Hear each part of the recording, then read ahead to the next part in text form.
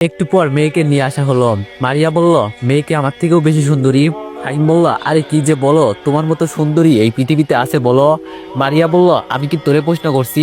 আমি বললাম, এই তোরা এখন একটু চুপ থাক, আমাকে আমার বউকে দেখতে দে। মেয়ের ঘুমটা উঠানো হলো।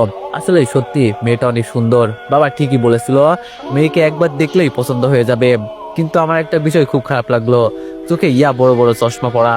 আজকাল সমাজের হলোটা কি, প্রত্যেকটা মেয়ে হুদাই চশমা পরে। আরে তোরা বুঝোস না কেন? চশমা পরলে তোদের কানা কানা লাগে। আম্মু বলল, মেয়েকে আমার অনেক পছন্দ হয়েছে, এখন আপনারা যদি বলেন দিন তারিখ ঠিক করে ফেলতে চাই। বাবা বলল, হ্যাঁ আমিও তো এটাই চাইছিলাম। মেয়ের বাবা বলল, আমি আবার এক কথার মানুষ, আপনাদের যেহেতু পছন্দ হয়েছে তাই আমিও চাই আগামী শুক্রবারই ওদের বিয়ে দিতে। কি বলো রিয়ার মা? মেয়ের নাম হয়তো রিয়া। মেয়ের মা বলল, আমার একটা মাত্র মেয়ে, ওকে কখনো কোনো অভাব বুঝতে দিই নাই। আর আপনারা তো আমাদের পরিচিত, তাই আমরা একটু সাহস পেয়েছি। উনি যা বললো আমি রাজি। আম্মু বলল, আমরা তো রাজি হলে হবে না, মেয়ে আর ছেলের পরামর্শ নিতে হবে। মেয়ের বাবা বলল, তাই তো, এটা তো আমার মনেই ছিল না। নুরি, তুই তো দুলাভাইকে নিয়ে আর মিনকে একটা আলাদা রুমে নিয়ে আয়। নুরি বলল, আচ্ছা চাচা। একটু পর আমাকে নিয়ে যাওয়া হলো একটা রুমে। রুমটা দেখে অবাক হয়ে গেলাম, খুব সুন্দর রুমটা, সবকিছু সাজানো গুছানো। একটু পর রিয়াকে রুমে দিয়ে বাইরে থেকে দরজা বন্ধ করে দিল। মনে মনে বললাম, না জানি আজকে কি হয়। আমি দাঁড়িয়ে আছি, কিছু বলার সাহস হচ্ছিল না, তবুও বললাম, আসসালামু আলাইকুম। রিয়া বলল, ওয়ালাইকুম আসসালাম, কেমন আছেন? আমি বললাম, এই তো আলহামদুলিল্লাহ ভালো, আপনি কেমন আছেন? রিয়া বলল, আছি অনেকটাই ভালো। আমি বললাম, যদি কিছু না মনে করেন আপনার নামটা জানতে পারি? রিয়া বলল, আমার নাম হলো রিয়া। আমি বললাম, শুধুই কি রিয়া? রিয়া বলল, না, অন্য একটা নাম আছে, যেটা শুধু আমার প্রিয় মানুষই রাখতে পারে। আমি বললাম, আমি কি জানতে পারি? রিয়া বলল, সময় হলে অবশ্যই জানতে পারবেন। তো আপনার নাম কি? আমি বললাম, আমার নাম দীপু। রিয়া বলল, শুধুই কি দীপু? আমি বললাম, না, মোহাম্মদ দীপু হাসান। তবে দীপু নামটা আমার বেস্ট ফ্রেন্ডের দেওয়া, কিন্তু নামটা আছে বেস্ট ফ্রেন্ডটা জীবন থেকে হারিয়ে গেছে। রিয়া বলল, ও। আমি বললাম, আমি সরাসরি কথা বলতে পছন্দ করি, এজন্য অনেকেই আমাকে পছন্দ করে না। রিয়া বলল, সমস্যা নাই, বলেন কি বলতে চান। আমি বললাম, আমি অনেক সিনেমা, বাস্তব আর নিজের চোখেও দেখছি, পাত্র পাত্রীর বিয়ে হয় ঠিকই, কিন্তু শেষে দেখা যায় পাত্রী দিন শেষে আর প্রেমিকার সাথে পালিয়ে যায়। এই বিয়ের কোনো অর্থ হয় বলেন? দিন শেষে দেখা যায় কি, মেয়ে আর আসবে না, ছেলেকে পরে আরেকটা বিয়ে করতে হয়। আচ্ছা, মেয়েরা এমন কেন বলতে পারবেন? যখন তার জন্য বিয়ে ঠিক করা হয়, তখনও সে তার বাবা মাকে তার প্রেমিকার কথা বলতে পারে, নয়তো বিয়ের আগে পালিয়ে যেতে পারে। অযথা একটা ছেলের জীবন নষ্ট করে কি লাভ হয়? তাই আমিও চাই না আমার সাথে এরকম হোক। আপনার কোনো বয়ফ্রেন্ড আছে কিনা আমাকে বলতে পারেন, আর থাকলে আপনি আমার কাছে বলতে পারেন। আমি কথা দিচ্ছি, আমি আপনাদের মিলিয়ে দিব। আমার কথা শুনে রিয়ার চোখের চশমাটা খুলে মুছলো, পরে আবার পরে আমার দিকে তাকিয়ে বলল, আপনি কি আগে কখনো কোনো জায়গায় গল্প বা কবিতা লিখতেন প্রেমের কাহিনীর? আমি বললাম, আপনার এমনটাই মনে হলো কেন? রিয়া বলল, যেই প্রেমের উদাহরণ দিচ্ছেন এই জন্য বললাম। আমি বললাম, আসলে আমি অন্যের মতো কাঁদতে চাই না। রিয়া বলল, যদি বলি বয়ফ্রেন্ড আছে? আমি একটু মনটা খারাপ করে বললাম, সমস্যা নেই, আগে বলেছেন এটাই অনেক। অবশ্য আপনার মতো সুন্দরী মেয়েদের বয়ফ্রেন্ড থাকারই কথা। মনে মনে বললাম, মনটাই আমার ভেঙে দিলে। রিয়া বলল, মন খারাপ করতে হবে না, আমার কোনো বয়ফ্রেন্ড নেই। ছোট থেকে আমার বাবা আমাকে এইসব বিষয়ে প্রশ্রয় দেয় নাই, আর আমি ওইসব বিষয় কোনোদিন চিন্তা করি নাই, সবসময় পড়াশোনা নিয়ে বিজি থাকি। আর আপনাকে দেখে অনেকটাই ভালো মানুষ মনে হয়।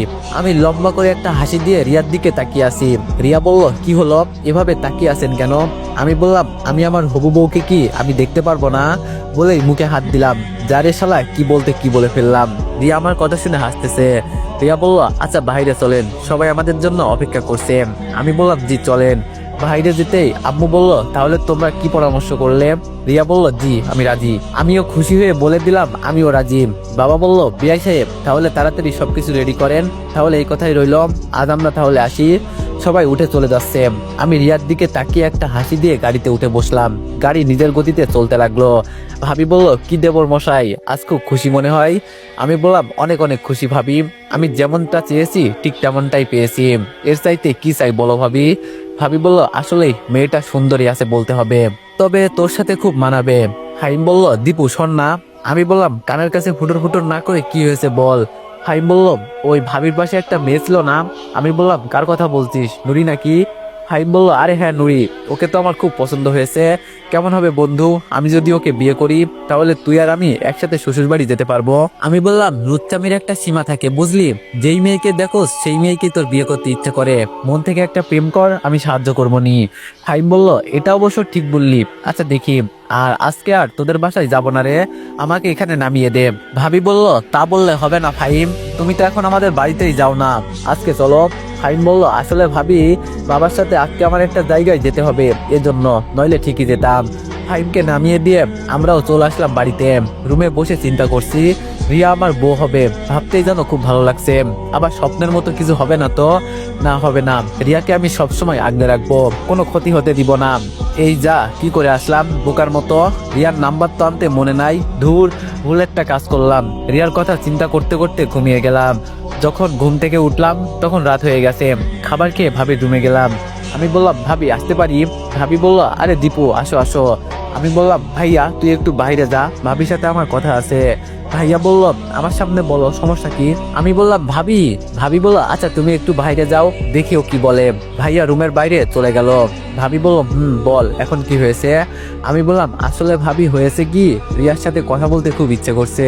ভাবি বলল, বিয়ের আগে এমন, আর বিয়ের পরে না জানি কি করিস।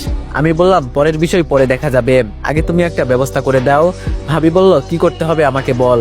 আমি বললাম, রিয়ার নাম্বারটা আমাকে এনে দাও না প্লিজ। ভাবি বলল, এই ব্যাপার, এটা তো আগে বলবি। আমি বললাম, এখন তো বলছি, এখন এনে দাও। ভাবি বলল, আচ্ছা দাঁড়া আমি দেখছি। ভাবি রিয়ার মার কাছ থেকে কল দিয়ে রিয়ার নাম্বারটা নিল। আমি বললাম, অনেক অনেক ধন্যবাদ ভাবি। ফোনের নাম্বারটা নিয়ে রুমে চলে আসলাম। মারিয়া বলল, কিরে কি করিস?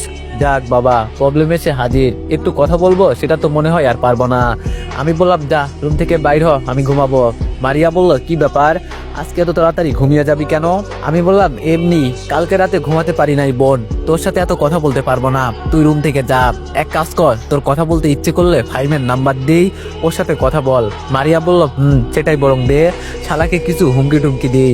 আমি বললাম, এত ভয় দেখাস না, পরেও হার্ট অ্যাটাক করবে। ফাহিমের নম্বর দিতেই ও চলে গেল। আমি রিয়ার নাম্বারে কল দিতে লাগলাম, তাও কল ধরে না। প্রায় 15টা কল দিলাম, তাও ধরে না। রিয়ার এই বিষয়টা দেখে আমার খুব ভালো লাগলো। শেষে ব্যর্থ হয়ে একটা মেসেজ দিলাম, রিয়া আমি দীপু। এখন কল দিতে সাথে সাথেই ধরে ফেললো।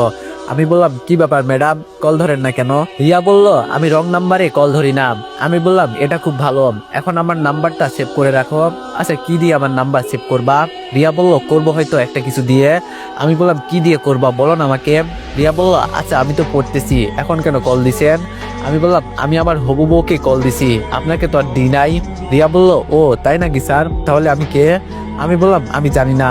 রিয়ার সাথে অনেকক্ষণ কথা বলার পর ফোন রেখে দিলাম। দেখতে দেখতে গায়ে হলুদের দিন চলে এলো। তো এভরিওয়ান, নেক্সট পার্টের জন্য সবাই একটু বেশি বেশি কমেন্ট আর একটু কপি লিঙ্ক করে দিও। ধন্যবাদ।